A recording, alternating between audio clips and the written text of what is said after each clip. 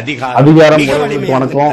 இன்னைக்கு இந்த காணொலியில எதை பத்தி பேச போறோம்னா, இன்று மாமேதை அண்ணல் அம்பேத்கர் அவர்களுடைய அகவை ஐயா வணங்கிக்கலாம்.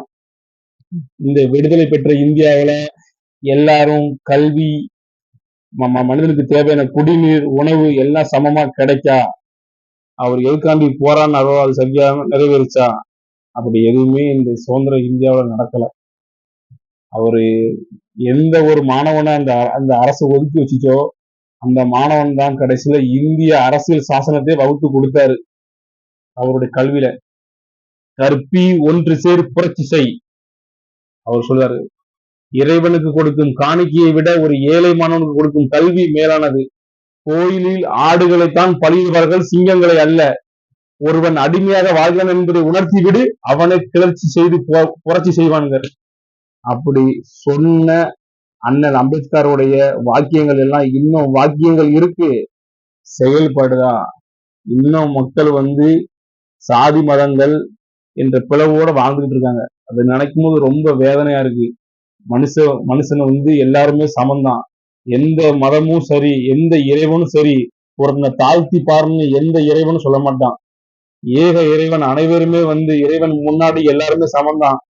இரு கை இருக்கு, இரு கையுமே இறைவனை ஒண்ணு சேர்த்துதான் வணங்க முடியும். அதே மாதிரி அனைவரும் சமமா வாழ்ந்தாதான் ஒன்று கூட முடியும். ஊர் கூடித்தான் தேர் எழுதிருக்காங்க, தனிமரம் தோப்பாகாது. எல்லாருமே ஒன்றிணைஞ்சு வாழணும். இதை பற்றி மதசார்பற்ற நாடு, இங்க ஜாதி மதங்களுக்கு இடம் கிடையாது. நம்ம எல்லாரும் அனைவரும் சமம். நாம் பெரிது நீ பெரிது என்று வாழ வேண்டாம். நாட்டின் முன் நம்ம அனைவரும் சமம். இதான் நிதர்சன உண்மை. சாதி மதம் என்ற பேரத்தோட வாழ வேண்டாம். கல்வி 7 தலைமுறை காப்பாற்றும். நான் இன்று தலை குனிந்து படிக்கிறேன், நாளை என் தலைமுறை தலை நிமிர்ந்து நடப்பதுங்கிற அம்பேத்கர். அவர் கஷ்டப்பட்டு படிச்சதுனாலதான் இன்னைக்கு நம்ம இன்னைக்கு இந்த அரசியல் சாசனம், நம்ம இந்த சுதந்திர இந்தியாவில ஓரளவுக்கு கருத்து சுதந்திரம், பேச்சு சுதந்திரத்தோட வாழ முடியுது. அவர் பாடுபட்டு நம்ம கஷ்டப்படும் போது எல்லாரும் வெள்ளக்காரண்ட கஷ்டப்பட்டு அடிப்பட்டு மிதிப்பட்டு எத்தனையோ தேசிய தலைவர்கள் சிந்திய ரத்தமும் செக்கிழுத்து அரும்பாடுபட்டு சிறையில வாடி வசங்கி செத்து போய் கிடைச்ச சுதந்திர விடுதலையை நம்ம இப்ப எப்படி பயன்படுத்திட்டு இருக்கோம்? தேசிய தலைவர்களை அனைவரையும் சாதிய தலைவர்களை மாற்றி வைத்திருக்கிறோம். அதுதான் நாம் செய்த வேலை. நம்ம அவங்கள புகழ்ந்து பேச வேண்டாம், அவங்கள ஒரு குறிப்பிட்ட சாதி வட்டத்துக்குள்ள அடைக்க வேண்டாம். தலைவர்களை தலைவர்களாக நாம் பார்க்க வேண்டும். அம்பேத்கர் என்ன சொல்றாரு? என்னை வணங்காத, என்னைய முன்னுதாரணமா எடுத்து புரட்சி செய்யுங்க, என்னைய படி, என்னுடைய வரலாறை எடுத்து படிச்சுட்டு நீ அதை வச்சு புரட்சி போயிட்டே இருக்காரு. ஆனா நம்ம என்ன செய்தோம்? எல்லா சுதந்திரத்துக்கு போராடின தலைவரை புள்ளத்தையும் ஒரு சாதிய வட்டத்துக்குள்ள அடைச்சி அவங்கள சாதி தலைவரை மாத்தி அதுக்குள்ள சாதி கலவரத்தை உண்டு பண்ணி 23ஆம் புலிகேசில உங்களுக்கென்றே ஒரு சாதி சண்டை மைதானம் உருவாக்கி வச்சிருக்கேன், சண்டை போட்டு உருளுங்க. அத திராவிட அரசு ஜம்முன்னு கும்முன்னு வேலை செஞ்சுட்டு இருக்கு. நம்ம அவன் போடுற 5-10 வாங்கிட்டு 200க்கு ஓட்ட போட்டுட்டு ரொம்ப கஷ்டப்படுதோம். சமூக விடுதலை என்னன்னு?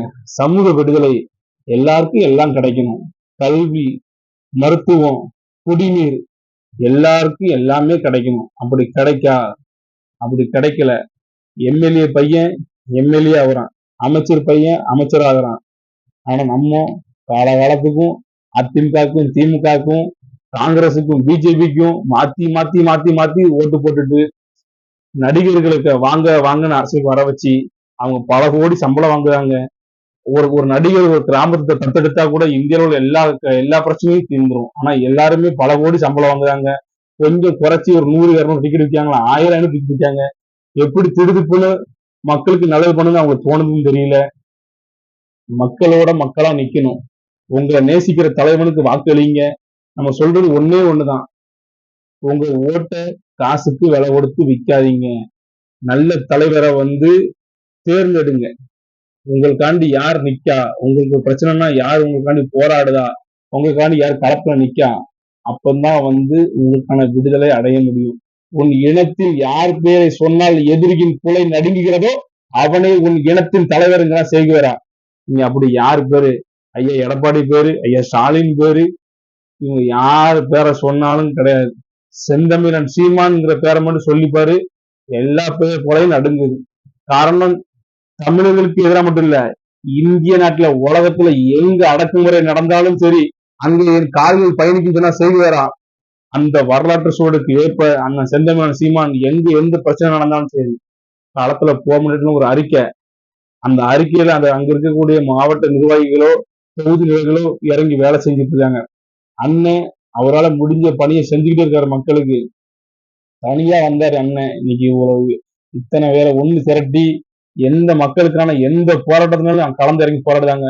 ஆனா அதிமுகவோ திமுகவோ சொந்த பிரச்சனையை தவிர மக்களுக்காக களத்தில் நாங்கள் இறங்கி போராடினோம் அப்படின்னா எதுவுமே கிடையாது.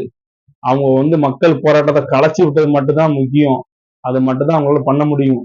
ஆனா அம்பேத்கரும் நேதாஜியும் பகத்சிங்கும் பசும்பொன் முத்துராமலிங்க தேவரும் ஐயா காமராஜரும் வ.உ.சி. சிதம்பரனாரும் இப்படி எண்ணற்ற தலைவர்கள் கண்ட கனவினை திராவிடம் கண்டிப்பாக நிறைவேற்றாது. அவர்கள் கண்ட கனவை நிறைவேற்றக்கூடிய ஒரே தலைவன் தமிழ்நாட்டில் அண்ணன் செந்தமிழன் சீமான் மட்டும்தான். இந்த திராவிடர்கள் உங்களுடைய ரத்தத்தை அட்டை போல் உருகிந்து உங்களை குழி தோண்டி மண்ணில் புதைக்காமல் செல்ல மாட்டார்கள். ஆனால் நாம் தமிழர் கட்சி இந்த மண்ணோடு இந்த மக்களோடு அடுத்த தேர்தலை பற்றி சிந்திப்பவன் அரசியல்வாதி, மக்களை பற்றி சிந்திப்பவன் தேசியவாதி. ஐயா தேவரையா சொல்லுவாரு, அண்ணன் இது வரைக்கும் தேர்தலை பத்தி சிந்தியதே கிடையாது, மக்களை பற்றி தான். நான் மக்களோடு கூட்டணி. ஆனா இப்ப தேர்தல் வரங்குள்ளியும் இவ்வளவு நாள் பிஜேபியிலிருந்து பெரிய பெரிய தலைவர்கள் வெளில வந்துச்சு, என்னென்னமோ வந்துச்சு, இயற்கை சூழல்ல ஒருத்தரை கூட வரல. ஆனா தேர்தல் வரும்போதுக்கு அப்புறம் தான் இங்க ஐயா பாரத பிரதமர் மோடியில இருந்து இன்னும் நாட்டா ஐயா வந்திருக்காங்க. அடுத்த காங்கிரஸ் எல்லாரும் வருவாங்க, களத்துல இறங்குவாங்க, கூட்டணி பேரம் நடக்கும். ஆனா மக்களுக்கு கடைசி நேரம் வரைக்கும் தேர்தல் பணி நடந்தாலும் அப்பவும் கூட ஒரு இடத்துல வீடு இடிக்க ஆக்கிரமி பண்ணிதான் உடைக்க வைக்கானா நாம் தமிழ் கட்சி களத்துல நிற்கும். என்னைக்குமே மக்கள் கூட நிக்கக்கூடிய ஒரே கட்சி நாம் தமிழ் கட்சி தான். என்ன சொல்லுற, நீ ஓட்டு போடாம நாசமா போராடி தனியா செவத்தை பத்தி பேசிக்கல் செத்து போன தவிர எவங்களும் கூட்டணி வைக்க மாட்டேன். இன்னைக்கு நிலைமைக்கு அண்ணன் சீமான் நினைச்சாருன்னா பல ஆயிரம் கோடி வாங்கிட்டு கடை கிளம்பிட்டு போயிடலாம். ஆனா அவர் மக்களுக்காண்டி நிக்கும் நினைக்காரு. ஆனா மக்களாகிய நீங்கள் தான் அவர் கூட துணையா நிக்கணும். உங்க பிறப்புல இருந்து இறப்பு வரைக்கும் அரசியல் தான் தீர்மானிக்கும். நீங்க குழந்தை பிறந்திருக்கா பிறப்பு சான்றிதழ், ஒரு இறப்பாயிட்டுனா இறப்பு சான்றிதழ், இப்படி உன் வாழ்க்கையில் எல்லாமே அரசு தான் தீர்மானிக்கணும். இந்த அரசியல் தான் தீர்மானிக்கணும். இது நான் சொல்லலை, அண்ணன் செந்தமிழ் சீமான் சொன்னது.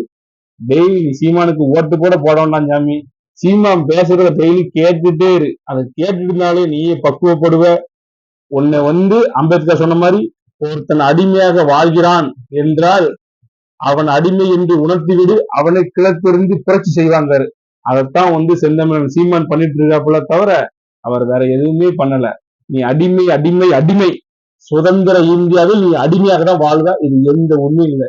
என்று உனக்கு தேவையான கல்வி, மருத்துவம், சுகாதாரமான குடிநீர், அனைவரும் சமம், சாதி மத பேதம் இல்லாம அனைவரும் சமமா வாழ்றீங்களோ அன்னைக்குதான் நீங்க விடுதலை பெற்ற இந்தியாவில வாழ்றீங்கன்னு அர்த்தம்.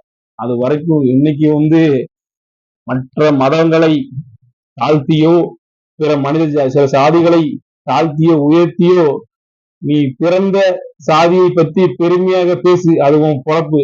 நீ பிறக்காத ஒரு சாதியை இழிவாக பேசுவது பெரிய தவறு. அப்படி பேசக்கூடாது. அது மனித நேயம் அல்ல, மனித மாண்பும் அல்ல. உன் உடம்பு கையை கிழிச்சாலும் சிவப்பு தான், அங்க கிழிச்சாலும் சிவப்பு தான். ரத்தம், எல்லா ரத்தமும் ஒரே ரத்தம் தான். கடவுள் சாதியை படைக்கவில்லை, மனிதர்களை தான் படைத்தால். மனிதன் ஜாதியை படைத்தான். இதுதான் உண்மை, தரிசன உண்மை. இந்த ஜாதி உன்னை அழிக்கும், உன் தலைமுறையை அழித்து விடும். கல்வி 7 தலைமுறை காப்பாற்றும், சாதி முதல் தலைமுறையை அழித்து விடும். இன்னைக்கு அண்ணல் அம்பேத்கருடைய அகவை இன்று ஒரு தீர்மானம் எடுப்போம். சாதி மதங்களை கடந்து நாம் தமிழராகி தலை நிமிர்ந்து வாழ்வோம். 2026 தேர்தலில் மக்களோடு கூட்டணி, ஒவ்வொரு கட்சியும் ஒவ்வொரு கூட்டணி. கடைசி நேரத்துல கூட கூட்டணி மாறும். பெட்டியை பொறுத்து, பெட்டி 100 4ஆம் தேதி அது கூட மாறும். ஆனா நாம் தமிழர் கடைசி வரை மக்களோட தான் கூட்டணி. நாம் தமிழ் கட்சியோட வாக்கு வங்கி பாருங்க கொஞ்சம் கொஞ்சமா அதிகரிச்சிருக்கு. அப்ப என்ன அர்த்தம், மக்கள் மாறிக்கிட்டு வராங்க.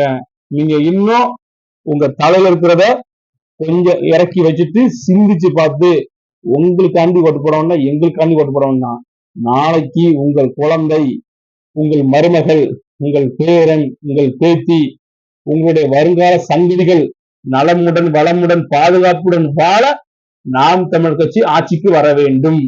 நாங்க ஆட்சிக்கு வந்தோடனே கோட்டை கட்ட போவது கிடையாது, ஆட்டையை போட்டு போவது கிடையாது.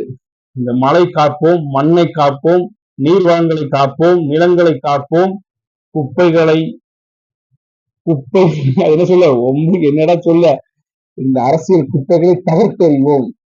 அப்படி ஒரு மோசமான அரசியல், தேவையில்லாத கலவை ஃபுல்லா புடுங்கி எறிஞ்சிட்டு வந்து ஆடுற ஆட்டமே ஆட்சிக்கே வரல. ஆட்டம் சீமான் ஆட்டம் எப்படி இருக்கு, ஆட்சிக்கு வந்தா எப்படி இருக்கும்.